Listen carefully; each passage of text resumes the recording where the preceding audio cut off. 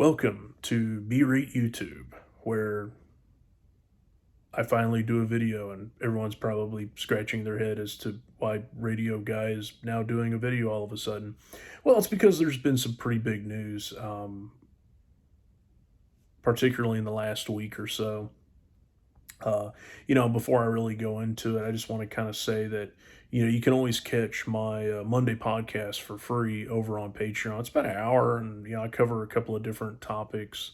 Also hit some other side stories. So, check it out. Um, you know, but with that being said, the point of this video, and often what I've talked about for months now, because this has been going on as far as how are we going to handle infrastructure? That's been a long, age old question. And it seems that infrastructure is finally going to pass. And what does this really mean for people like President Biden? What does it mean for the Republicans? Well, I have a theory with the Republicans. And my theory is this: the only reason to support this infrastructure package is if you don't want to see Donald Trump back into the Oval Office. Because look at some of the Republicans that are backing this infrastructure deal. It's people like Mitt Romney. It's people like, Susan Collins, who's from Maine, Lisa Murkowski, who's over from Alaska. I mean, these are Republicans that some of them went and voted to impeach Donald Trump. Um, that being said,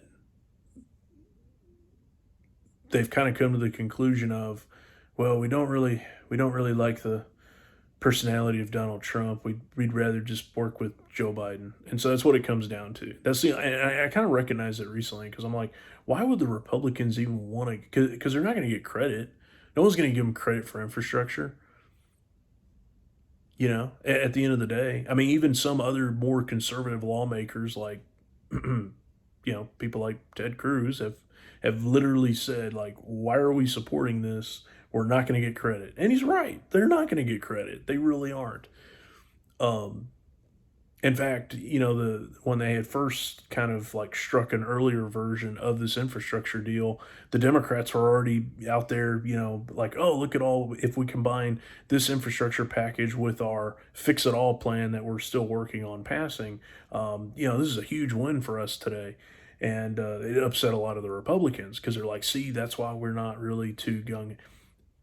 By passing the infrastructure deal, it does two things. One, to me, it kind of wraps up the 2024 election, sadly.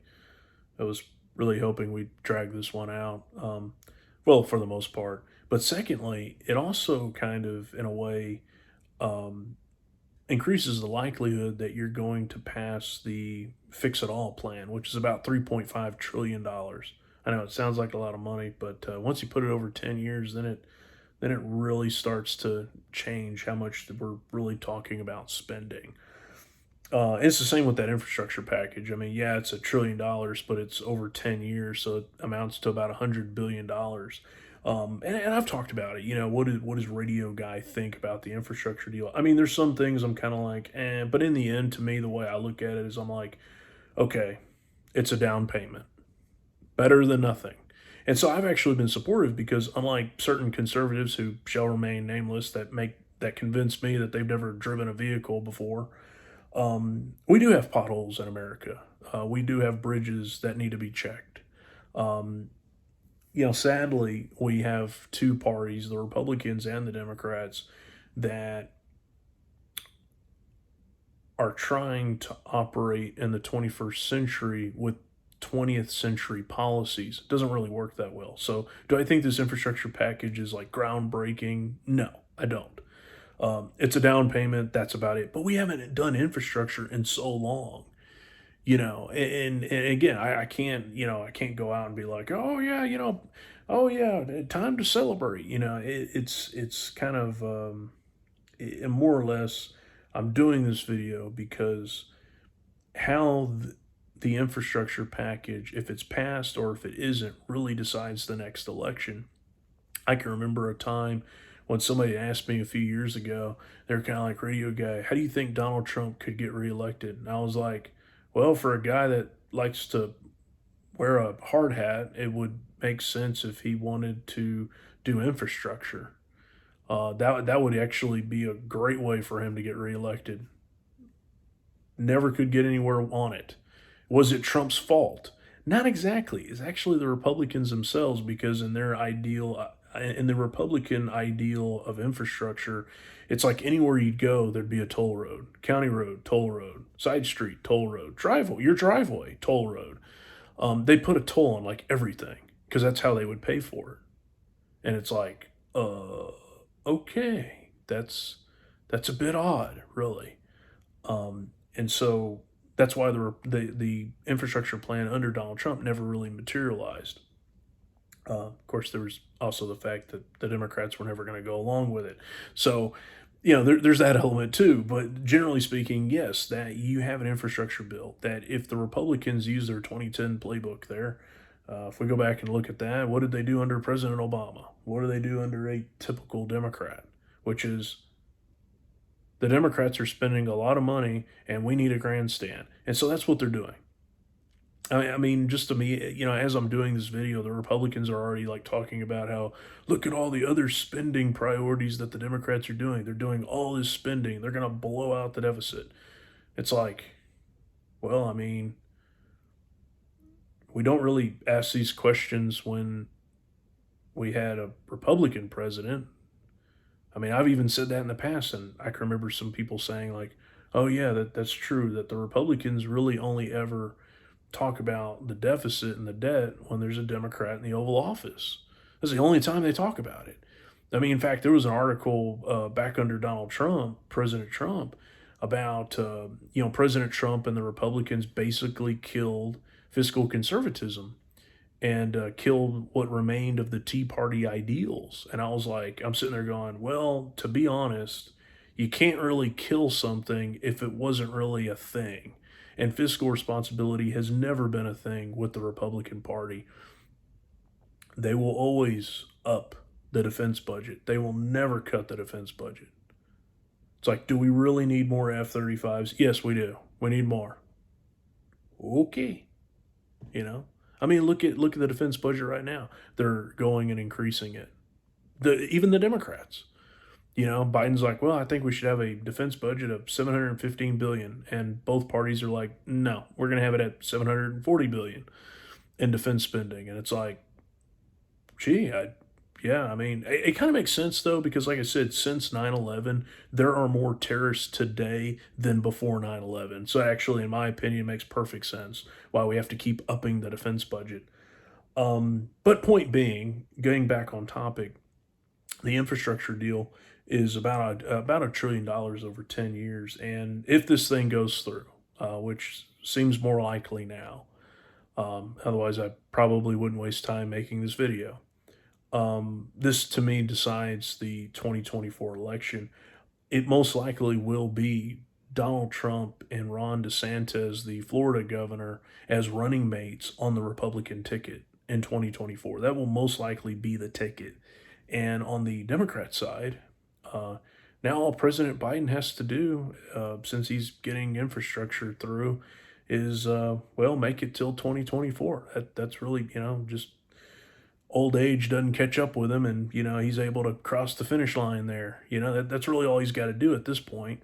It's been very surprising also. I will mention this because I haven't really given him credit on it, and I'm still withholding it until we kind of because we've done this before. We did the whole like, oh, the Iraq War is over, we're done. The Iraq War ended in 2011. It's like, okay, but 10 years later, we still have troops there and we're still bombing there. So no, you didn't really end it. So I kind of made this comment on my podcast. I was like, only America would find a way to end the same war twice. So we're doing that. Recently, Biden is like, yeah, we're done in Iraq. Obviously, the big one is Afghanistan. And so on the foreign policy measure has been more talked about than anything else. When it comes to Afghanistan, we hadn't really, Iraq, I think happened last week or so, or it kind of the end of last week, where it's like, I don't think we should be in Iraq either. And it's like, oh my God. So in a way, it's a theme of like Biden being a little less neo than even what I expected. Really, I thought we were just kind of sticking with the status quo here. Why someone has to try and screw with all this, I don't understand. But yeah, to me, that's really what decides 2024. Now, my 2022 midterm forecast doesn't really change. I think what will happen is the Republicans will take control of the House, but they'll fail to take control of the Senate. In fact, I think that the Democrats will actually expand their Senate majority. And I've talked about that too, not like full on in depth, but I've just kind of mentioned some other side things. Um, but yeah, that hasn't really that's remained unchanged for me. Whether this passes or fails, I think the Republicans are gonna capture the House, mainly because mathematically, it's kind of sad that the Republicans even lost control of the House to begin with. And it's like it's all and that really the reason why the Republicans kind of lose control of the House is because it goes back to a theme of there are some Republicans like your Mitt Romneys, like your Rob Portmans, that they don't like what Donald Trump says, but they like his policies. And it's like, well, yes, I know that Donald Trump's going to say the quiet part out loud, but I don't I don't want to treat the Democrats terrible. I want to be nice to the Democrats. And so I guess in the end that I couldn't that was to kind of wrap up all of this. That was the one thing I couldn't figure out. Why are the Republicans? Because it's going to take 10 of them. Why are 10 Republicans voting? At least 10, could be more. Why are 10 Republicans supporting this infrastructure deal? And I think what it comes down to, the bottom line is they really just don't want Donald Trump as president again. I mean, that's just the reality. And I was like, wow. Because Donald Trump's come out against this infrastructure deal, and he ought to. Because if you're Donald Trump, it's like, no, we'll do this when I'm president. Vote against it now. We'll get a better deal. And so Donald Trump's definitely been adamant on voting against this infrastructure deal. And yeah, he's right. I mean, this is huge. But, like I said, in the end, that's just kind of wanted to kind of give an update. Maybe I'll do more videos here and there. Mainly, like I said, you can always check me out on my podcast. But I wanted to try and do a video because I don't know when I'll be at my regular location as to when I would do a video here and there. But I decided to see how this turns out and kind of give my 2 cents on who I think will win in 2024.